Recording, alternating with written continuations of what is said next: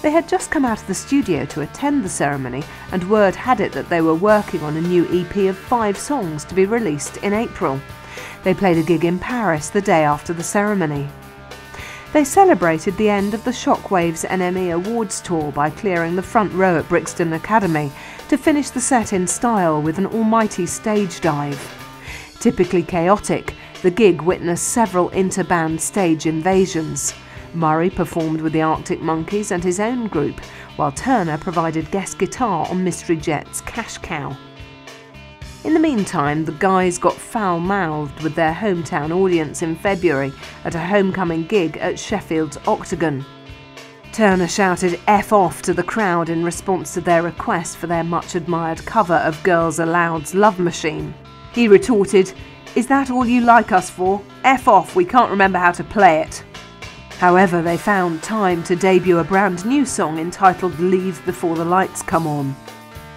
On March the 11th, the band put on a scintillating display on the American show, Saturday Night Live, as a warm-up for their sell-out North American tour. It kicked off on March the 13th at the Great American Music Hall in San Francisco, taking in the likes of LA, Chicago, Toronto, Boston, Montreal, Philadelphia, New York and Washington. In addition, they performed alongside 2 other Sheffield-based acts by the South by Southwest Festival in Austin, Texas, and opened for Oasis at the 15,000 capacity Air Canada Centre in Toronto.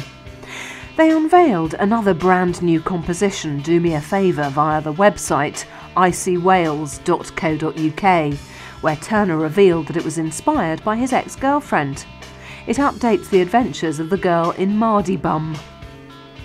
In April 2006, the group embarked upon a UK tour that sold out as soon as tickets were made available. They started at Nottingham Rock City on the 13th of April and performed at another 11 venues around the UK, culminating in the Brixton Academy gig on the 27th.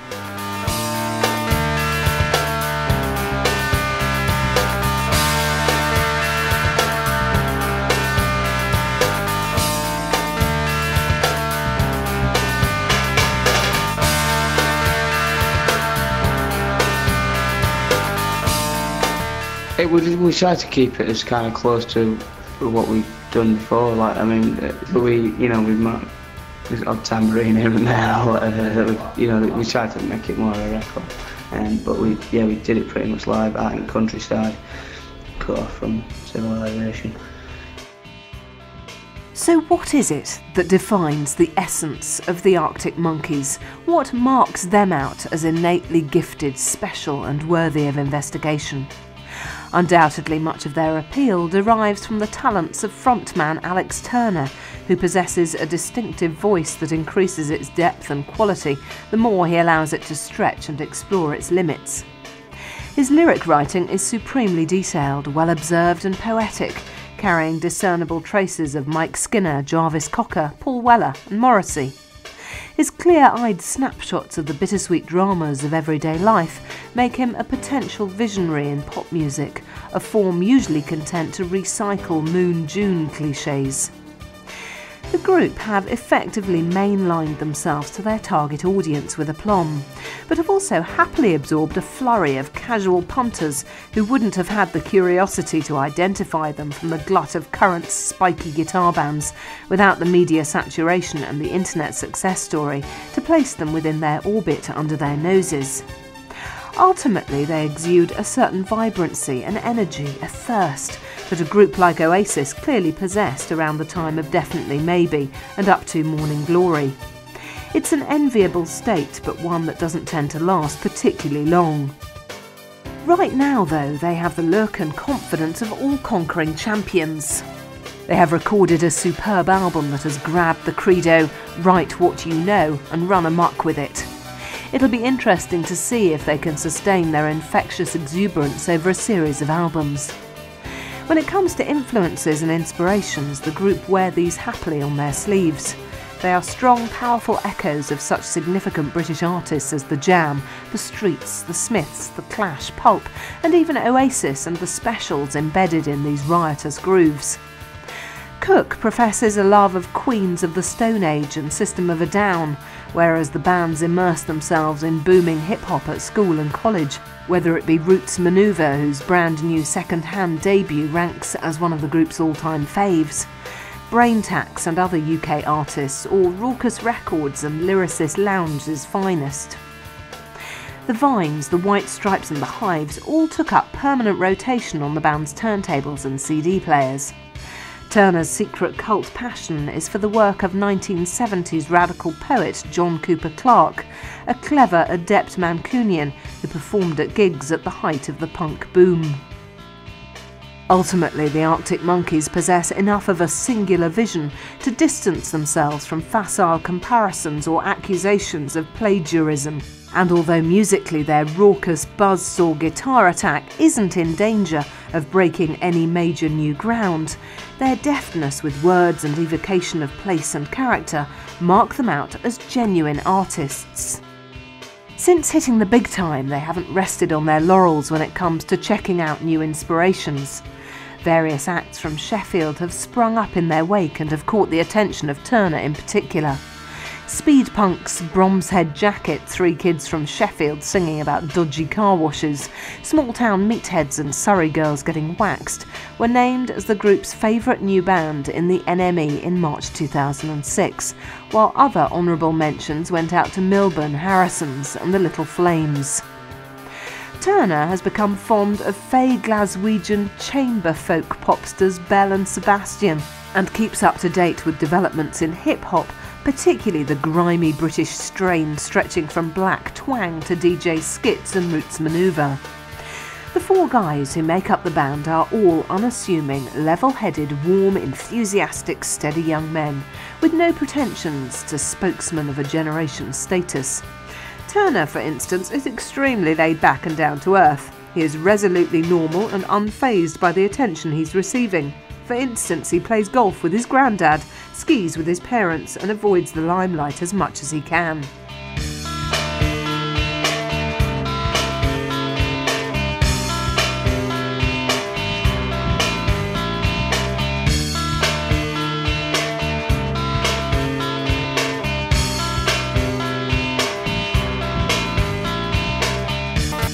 But we've always tried to not do anything for anybody else and just like do it and not be worried to say no or let anyone mould you, because you know, if you're true to what you kind of set out to do, or even if you didn't set out to do anything, which we didn't really, we started, but we always kind of had a value that we did the thing that we didn't want to do. And so even if you're not like, you know, successful in whatever that means, then at least you can say that you didn't like do all that you didn't want to do. The Arctic Monkeys' story is compelling, astonishing and beguiling, laced with good fortune, bags of talent and unstoppable determination. They have truly become the first internet band in the sense that they are the first act to grasp its full potential and exploit its power.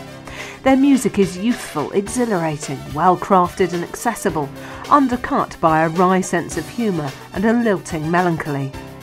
Their perfectly formed, addictively tuneful vignettes of late-night taxi rides, stroppy blokes and birds, happy hours in pubs and nightclub doormen have clearly touched a raw nerve with an enormous amount of punters.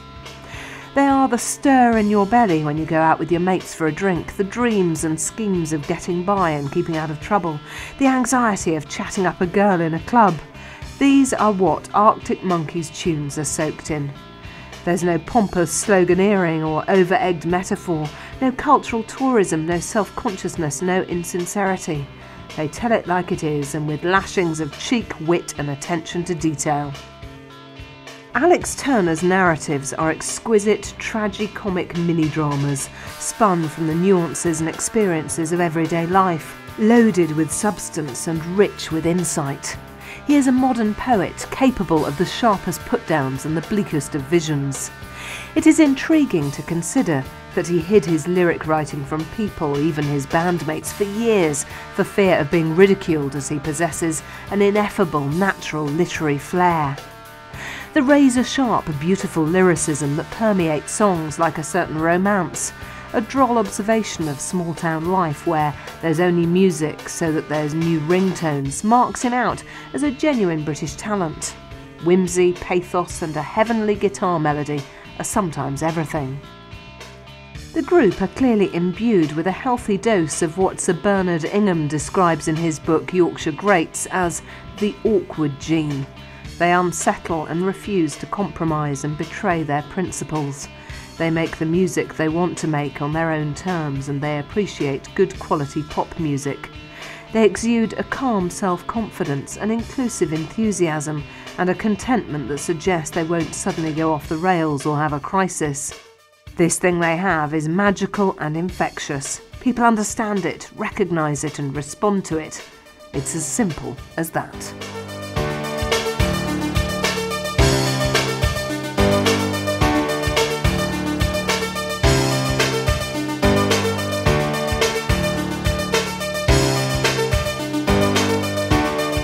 Thank you for buying Maximum Arctic Monkeys. We hope you enjoyed it. Watch out for further titles on Chrome Dreams coming up soon. If you did enjoy it or have any comments or suggestions, write to us at Chrome Dreams, PO Box 230, New Malden, Surrey, UK, KT36YY, or email on mail@chromedreams.co.uk. Details of our full catalogue are listed on our website at www.chromedreams.co.uk. Thanks again for listening, and goodbye for now.